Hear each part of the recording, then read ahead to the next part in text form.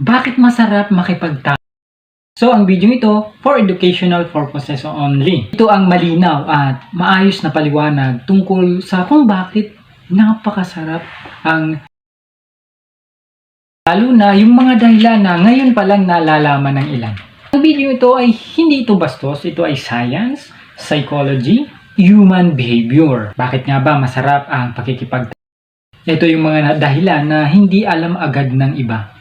Una, naglalabas ng happy hormones ang utak natin. Kapag ka utak ay naglalabas ng dopamine, oxytocin at endorphin.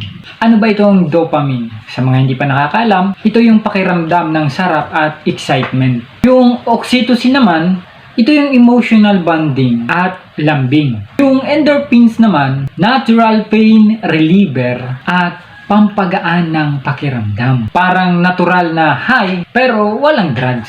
So dito tayo sa pangalawa. Maraming nerves ending ang bahagi ng katawan. Lalo na ang maselang bahagi ng katawan. Ng lalaki at ng babae ay may libu-libong nerve endings na sensitibo sa haplos at galaw. Kahit simpleng hawak o galaw lang, malakas agad ang signal papunta mismo sa utak. Parang kuryente na dumadaan sa buong katawan. Pangatlo, nakakawala ng stress at bigat ng isip. Bumababa ang cortisol stress hormones. Gumagaan ang pakiramdam. Nawawala halos ang problema at mas kalmado pagkatapos.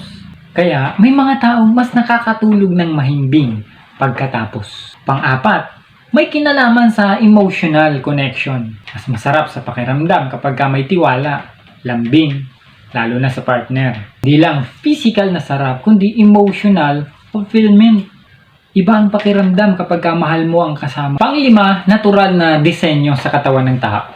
Ang katawan ng tao ay biologically designed para masarapan sa S. Bilang paraan ng reproduction. Kaya nga dumami ang tao, isipin mo lang kung hindi masarap gumawa, mag-reproduce ng bata, paano dadami ang tao, hindi ba? Natural lang na hanapin ito ng katawan at hindi ito kasalanan. Parang gutom lang at tulog, yan ang basic human needs. Pang-anim, nakakapagpataas ng self-confidence. Kapag ka mayroong nararamdaman ng tao na siya ay tinatanggap at ginugusto, mas confident, mas mataas ang self-worth at mas nagiging relax. Ang pakiramdam mo ay desirable ka bilang tao.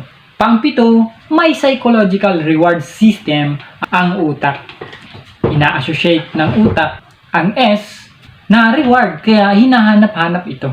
Mas naging motivated at masaya ang tao. Katulad ng masarap na pagkain pero mas intense. Pang-walo, nakakatulong ito sa body awareness. Mas nakikilala ng tao ang sariling emosyon sa pamamagitan ng intimacy. Mas alam mo rin kung ano yung gusto mo at ayaw mo. Mas nagiging open at expressive ang tao. Pang-siyam na tayo, nakakabawas ng physical pain. Dahil sa endorphins, nababawasan ang pansamantalang sakit sa katawan. May mga taong nawawala ang headache, body pain, at mas relax. Natural painkiller ng katawan. Pang-sampo, hindi lang L. Ito ay connection. Akala ng iba, L lang yan. Pero sa totoo lang, ito ay kombinasyon ng katawan, utak at damdamin. Mas nagiging buo ang karanasan ng tao. Minsan kapag tapos na sa S, may saya pa rin nararamdaman. Sana naging makabuluhan ang ating kwentuhan about sa bakit masarap ang pakikipagtalik. Don't forget to comment sa mayroong mga gustong idagdag, suggestion. Don't forget to comment din para sa mga gusto mong topic about S. At huwag kakalimutang mag-like, mag-share, at mag-subscribe sa ating channel para lagi kang updated sa ating mga latest video. Thank you so much!